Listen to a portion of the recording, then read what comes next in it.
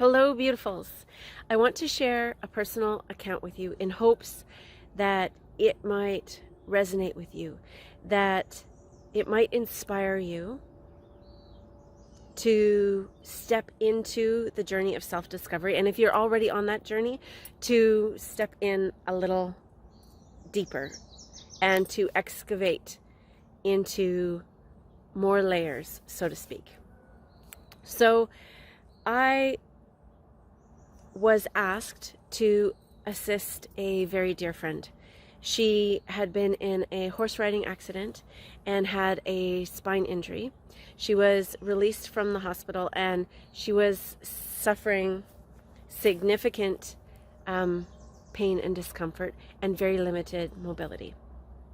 And I was so pleased that she considered me to ask for assistance.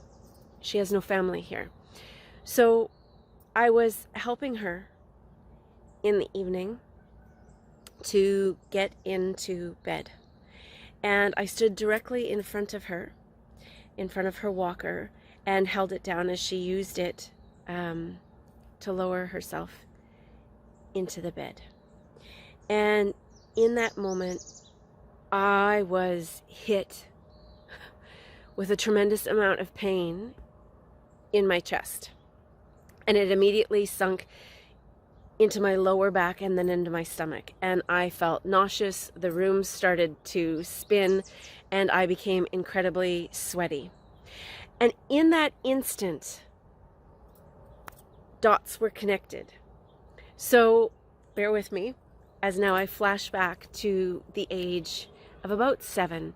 I remember the first time visiting somebody in the hospital, and I was visiting my dear Aunt Ruth. And we went in to see her, and I got sick. Same thing. My stomach felt nauseous. I had this pain in my chest, and the room started to spin. And the longer I was there, the sicker I was, to the point that I kept almost blacking out. And so finally my mom just sent me to go wait in the car. Now that was the beginning of a very long journey of the similar events happening every time I would go to the hospital. Now my family chalked it up to being squeamish, having a sensitive stomach, and maybe having a fear of hospitals. And who was I to challenge that? Because that was the experience and that's what they labeled it, so that's what it was.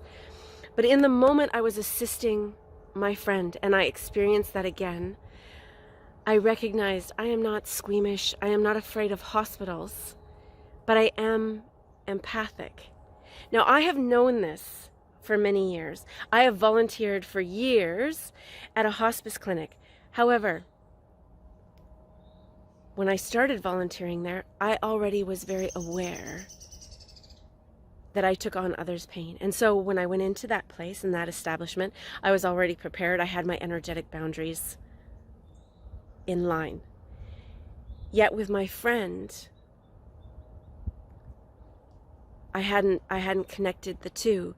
And in this beautiful experience where I felt all of that coming back again, I realized that I had been labeled as sensitive and having a weak stomach and afraid of hospitals, and had never challenged that.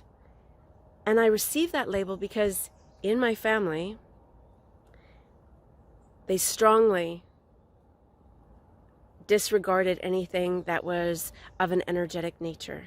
They labeled that as evil. And of course they didn't want to label their child as evil. So instead, this is what they did. And they not consciously, right? Probably not even thinking that I could feel other people's pain and that I would take it on and it would make me physically ill. The reason I share this story is because I've been doing the work, right? And I would never pretend or profess to having been done, because there are always deeper layers to go, deeper things to challenge, beliefs about ourselves to continually challenge.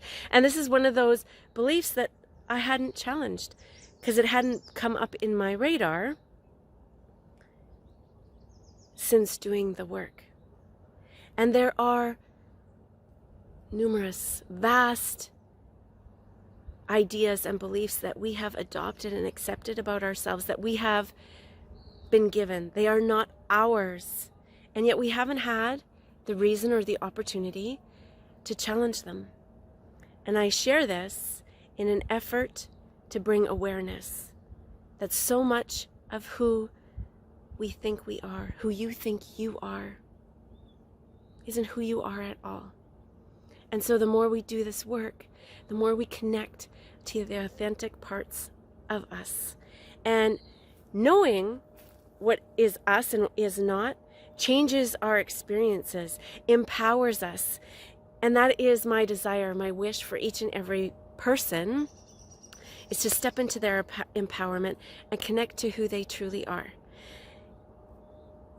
If this resonates with you in any way, I would appreciate a like, a thumbs up, and if you'd like to hear more of these types of stories and perspectives, hit the subscribe button so that you don't miss any of them.